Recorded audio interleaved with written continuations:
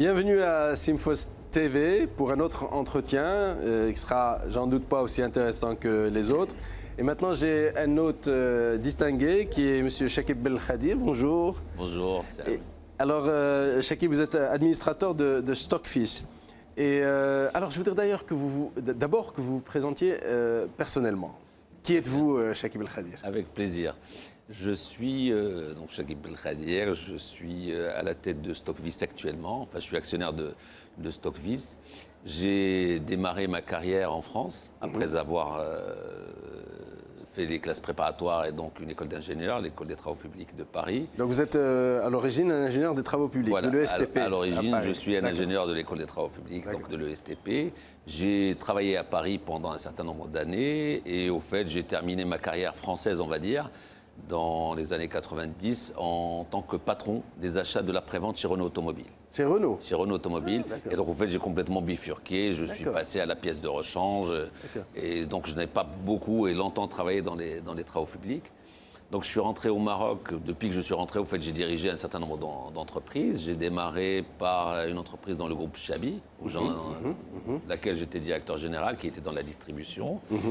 Derrière, j'ai travaillé avec Anas Faroui, au fait. On a démarré pratiquement le groupe Doha, on a démarré Anas Faroui et moi-même. C'est des références, vous avez travaillé avec Chabi et Absolument, avec Faroui. C'est pas courant, ça. Exactement, avec Chabi et avec Faroui. Et donc, on a travaillé, j'étais patron de ce qu'on appelait à l'époque l'OIP, l'Omnium des Industries et de la Promotion, oui, exactement, qui s'occupait de la partie industrielle de Anas Faroui, qui était essentiellement dans les sacheries, et quelques boîtes pour les produits du bâtiment.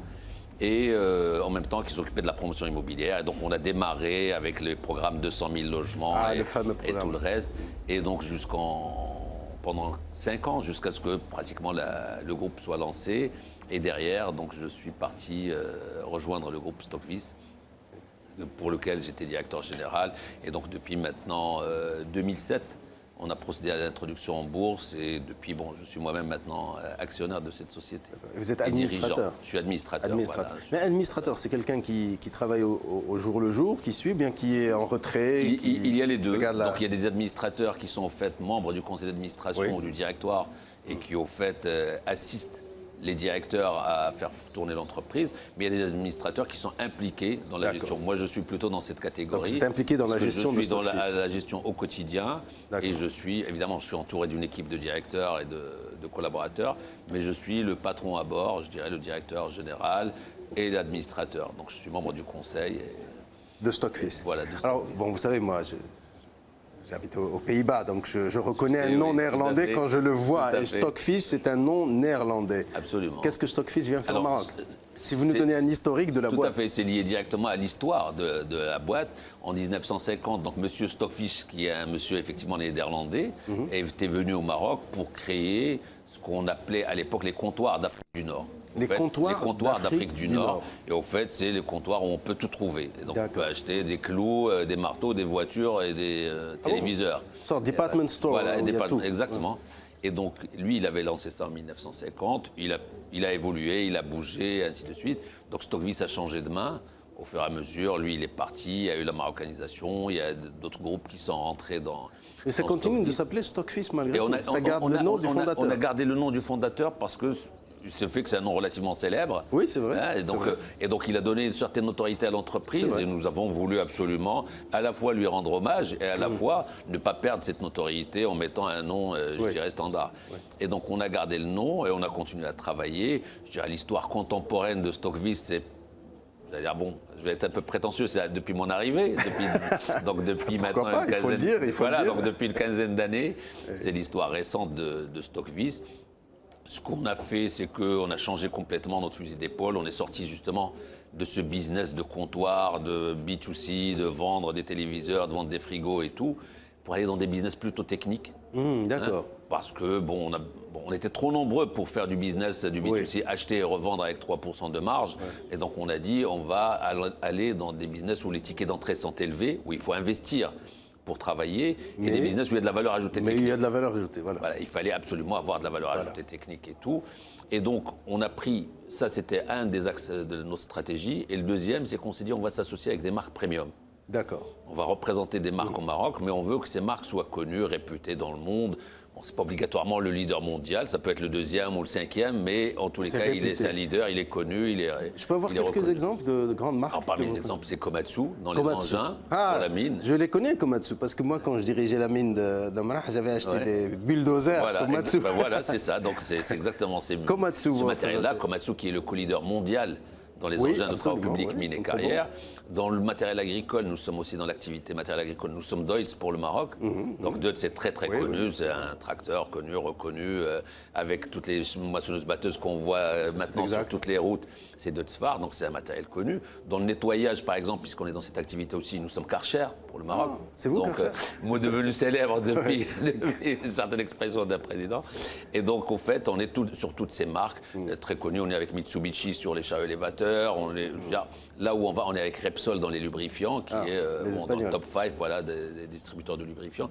Et donc on a choisi cette option. D'accord. Et qui est au fait, qui nous donne vraiment une certaine notoriété.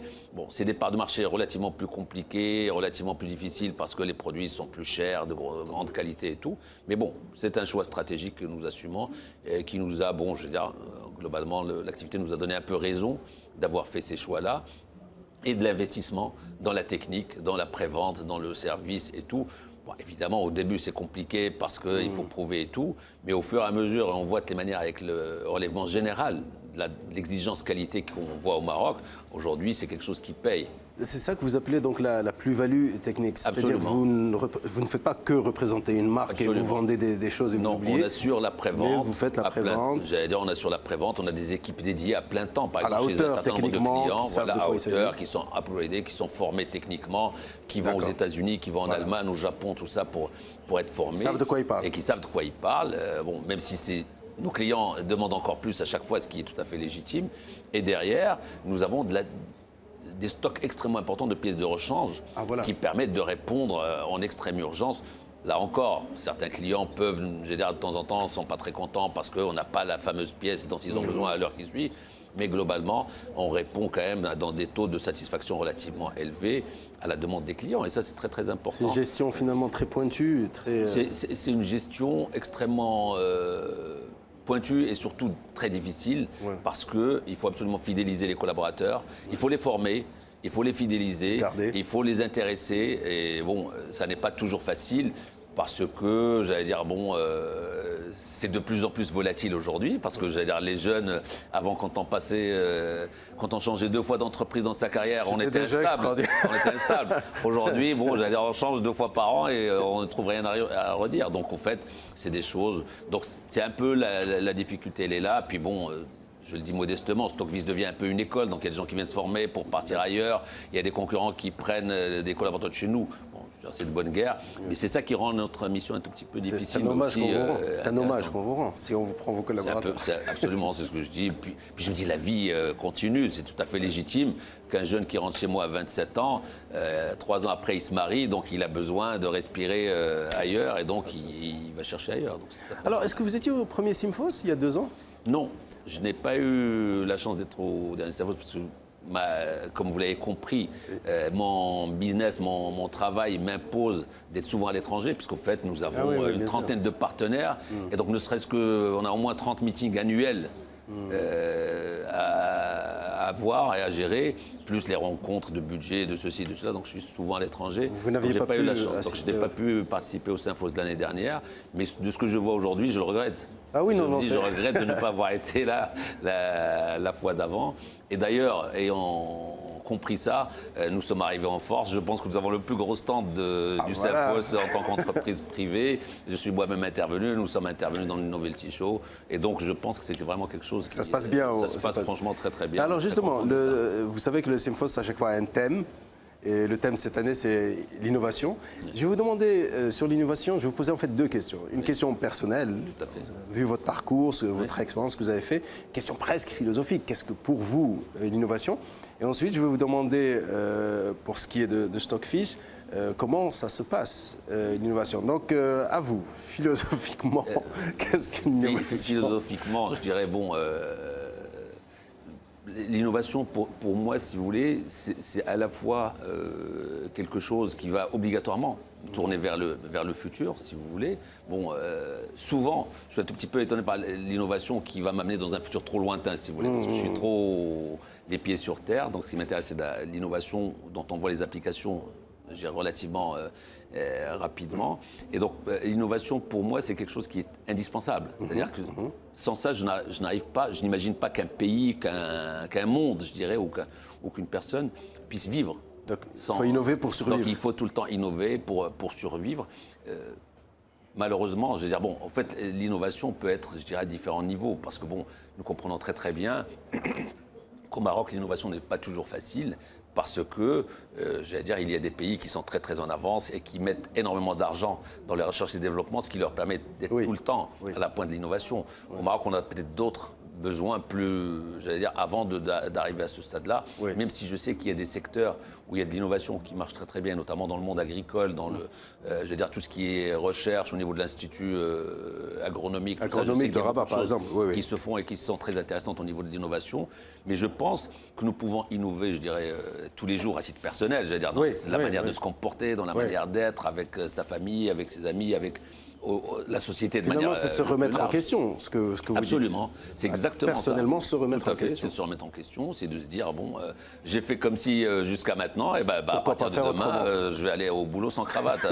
Bon, faire quelque chose d'autre. Schématiquement, c'est un peu ça. Je veux dire, c'est de sortir des sentiers battus dans le quotidien. Évidemment, je veux dire, il y a aussi l'innovation scientifique, où j'allais dire, c'est là, en général, quand on parle d'innovation, on pense à ça, mais je pense que... Oui, non, mais je voulais une définition plus générale. Comme on le dit très bien, c'est l'innovation, je veux dire, c'est effectivement de créer, d'inventer d'autres choses, de faire autrement, et je pense que c'est indispensable pour continuer à vivre, et en tout cas... Donc ça, c'est la partie pour chercher le bonheur. Ça, c'est la partie personnelle. Stockvis. Dans Stockvis, au fait, on a deux manières d'innover. J'allais dire, il y a une innovation qu'on pourrait appeler interne à Stockvis, c'est-à-dire qui se passe tous les jours, je dirais presque, chez Stockvis, qui est dans notre manière d'être, dans notre manière de se comporter, ainsi de suite. Et ça, je veux dire, bon, on le pratique au jour le jour à travers les relations, par exemple, hommes-femmes dans la société.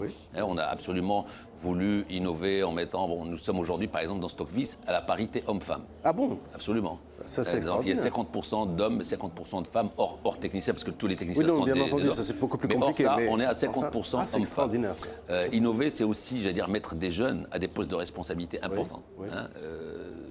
Tous les jours, on a des jeunes qui arrivent, et ben on leur donne énormément de possibilités. Combien vous avez de collaborateurs? On est à peu près à 225, 250 Vous avez personnes. 250 personnes, d'accord. Qui travaillent, donc on est à cette égalité. Donc innover dans la manière de la formation, dans la manière, je dirais, de gérer l'entreprise. On est systématiquement, je dirais à titre d'exemple, on a été la première entreprise au Maroc à obtenir le label de la responsabilité sociale de la CGM. Donc, c'est un peu ça aussi, notre innovation au jour le jour. Maintenant, il y a l'autre innovation qui nous vient de nos partenaires, comme je l'ai dit tout à l'heure, qui eux sont des entreprises mondialement connues et qui sont des entreprises, j'allais dire, qui mettent beaucoup d'argent dans la recherche et le développement. Et évidemment, la plupart de ces innovations aujourd'hui sont liées aux nouvelles technologies, comme on l'imagine, et donc au fait amènent énormément un plus très très important. Et parfois d'ailleurs dans vos partenaires, les grands partenaires, parfois c'est même très structuré. Il y en a certaines qui ont un Chief Innovation Officer. Absolument. Mais là, il faut avoir la taille. Quand on a 12 000 collaborateurs, là, on peut se permettre d'avoir une division innovation, un truc comme ça. Absolument. À titre d'exemple, Komatsu que nous représentons, c'est une société qui fait à peu près 20 milliards de dollars de chiffre d'affaires. Et donc, quand on fait 20 milliards de dollars de chiffre d'affaires, qu'on met peut-être 5-6% de ce chiffre en recherche et développement, ça permet de l'innovation. On voit tous les jours, on reçoit de nouvelles informations, de nouveaux systèmes, de nouveaux matériels et ainsi de suite. Et donc, c'est tout aussi l'intérêt, par exemple, des salons. Nous faisons beaucoup de salons avec nos clients pour leur montrer ces innovations parce que tous les 2-3 ans, il y a tout qui change, tout est remis en cause. Et dans le cadre d'une compétition internationale, cette course à l'innovation est quelque chose de passionnant. Parce que tous les jours, il y a un concurrent qui a inventé quelque chose de nouveau, qui est un delta plus par rapport à celui de la veille. Il faut avoir du répondant, il faut remettre le cœur à l'ouvrage et partir sur de nouvelles innovations. Ce qu'on disait, ça fait 2 ou 3 jours que je parle avec beaucoup de gens de l'innovation. Ils disent que malgré tout, c'est pas que R&D, c'est pas que la recherche et le développement, c'est qu'il y a quelque part, il faut avoir une vision qui vient de haut, en fait. C'est vous, hein, ce que vous avez, cette vision. Absolument, c'est réellement ça. C'est pour ça que j'ai distingué un tout petit peu, je dirais, l'innovation, qui est une innovation qui vient de nous et l'innovation qui vient de nos partenaires. Voilà. Parce qu'au fait, j'allais dire, effectivement, il y a l'innovation qui vient de nos partenaires, elle est généralement sous forme de recherche, ces résultats de recherche et développement applicatif. Et vous recevez... Voilà. Et on reçoit, j'allais dire, l'engin qui était valable hier n'est plus valable demain. Voilà, ou hier, il disait que papa, aujourd'hui, il dit papa et maman, donc c'est complètement différent. Je pense que l'innovation dans le comportement, dans notre réaction par rapport, je dirais, à notre pays, par exemple, c'est quelque chose qui est extrêmement important, je dirais, de se dire aujourd'hui, nous le voyons, les gens se sentent beaucoup plus concernés par ce qui se passe, par la société civile et tout. Et ça, c'est des choses qui sont énormément changé au cours des 10-15 premières années. Absolument, j'allais dire, on innove. De ce point de vue, on innove, oui. J'allais dire, je vois des gens qui, aujourd'hui, dernièrement, j'ai reçu un jeune candidat pour un poste, et ils me parlaient, ils ont monté une association pour aller dans la région d'Azrou, d'amener de ceci, de cela. Et je trouve ça génial. C'est-à-dire, au fait, ils innovent dans le système, dans l'associatif. Ils créent de nouvelles manières de faire qui correspondent mieux à ce que les gens attendent dans telle ou telle région. Et je pense que c'est très, très important.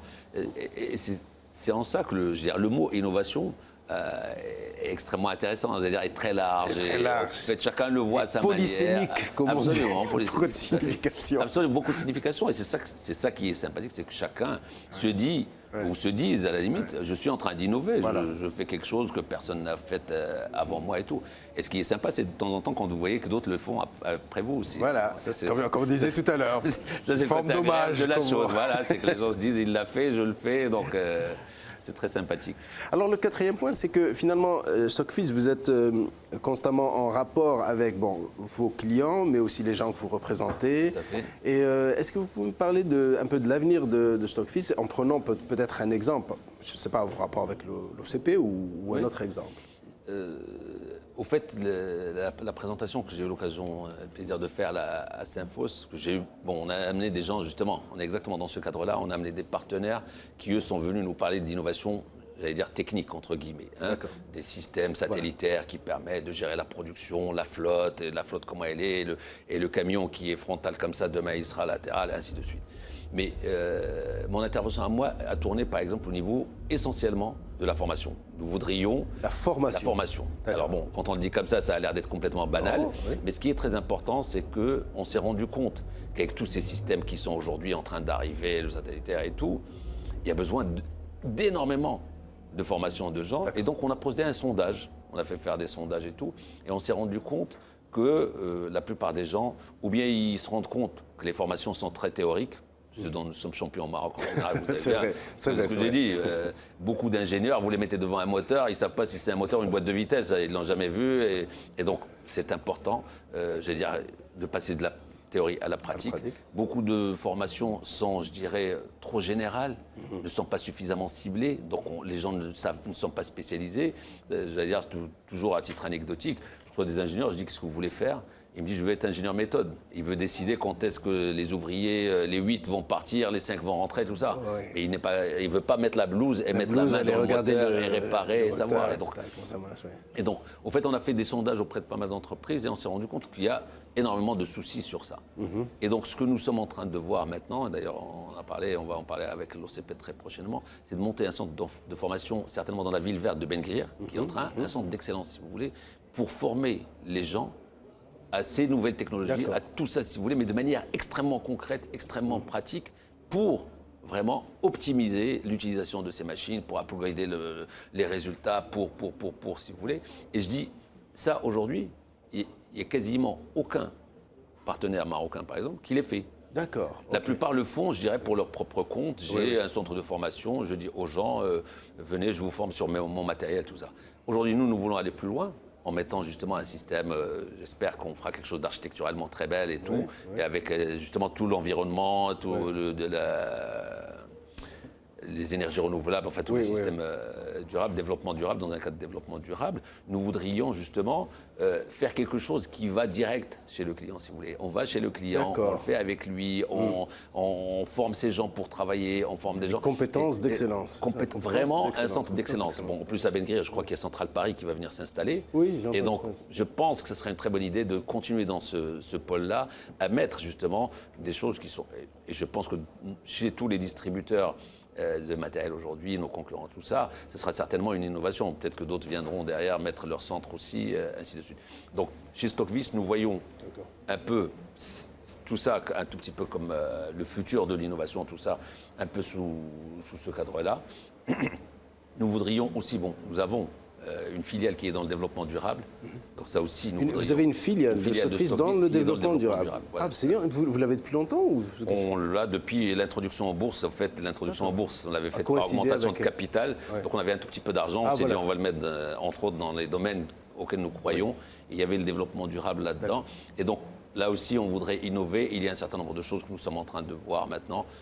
Avec des partenaires étrangers pour amener de nouvelles innovations, des choses qui n'existent pas. C'est vrai que s'il y a un domaine où il faut constamment innover maintenant, c'est le développement durable. Et je veux dire, c'est même pas du luxe. Je veux dire, on est en train, je ne veux pas être grandiloquent, mais on est en train de sauver la planète. Il faut sauver la planète. Là, réellement innover, c'est survivre. Je veux dire, ce n'est même plus un slogan. C'est réellement... La seule contrainte, et j'allais dire, bon, d'autres l'ont dit avant moi, donc je n'ai pas de mérite particulier, c'est que... il faut que ça soit quelque chose d'ensemble, il faut que tout le monde y aille, parce que derrière le développement durable, il y a une compétition. Et avant, il y a une compétition. C'est-à-dire aujourd'hui, nous sommes en compétition les uns avec les autres. Quand il y a un qui respecte et l'autre qui ne respecte pas, bon, ça donne un certain nombre d'atouts, malheureusement, peut-être momentanés, à celui qui ne respecte pas. Et donc, ça pose des problèmes. Donc, il faut que celui qui respecte puisse survivre déjà le temps que l'autre puisse... Et donc, il y a, à mon avis, des règles à mettre en place. Il faut être volontariste. Je pense que le Maroc est vraiment... très en avance, je dirais, en termes et de réflexion et de réalisation, mais je pense qu'il faut aller un peu plus loin dans ce secteur-là, justement par la règle, par la loi, pour que tout le monde soit logé à la même enseigne, pour qu'on participe, je dirais, tous à cet effort-là, évidemment dans l'intérêt de tout le monde et dans l'intérêt du pays. Je dirais, on a un pays super, ce serait dommage, je dirais, de gâcher un certain nombre d'atouts. De le bousiller, de le bousiller, donc ce serait intelligent, je dirais, de continuer à fond. On voit que ce qu'on va avoir dans le sud, la Desertec et tout, là, le projet Mazen, c'est génial. C'est extraordinaire. C'est vraiment extraordinaire. Et c'est une fierté de dire le Maroc, c'est le premier pays au monde à la pointe et tout. Je veux dire, moi, je suis très content à chaque fois qu'on puisse dire et que je puisse dire le Maroc est le premier quelque part. Évidemment, quand je peux dire c'est Stockvis est le premier, je suis content aussi. Mais je veux dire, pour le pays, c'est important que nous puissions faire des choses comme ça, d'être à la pointe de telle ou telle chose. Très important, c'est de l'innovation justement, de se dire, bon, moi je prends 15 ou 20% de mon énergie du solaire, je la tire du solaire, pour moi c'est plus que de l'innovation, au-delà de la technique elle-même. Monsieur Chakib Belkhadi, c'était un plaisir de vous parler. Merci à vous. Merci. À très bientôt. Plaisir, hein. Merci beaucoup.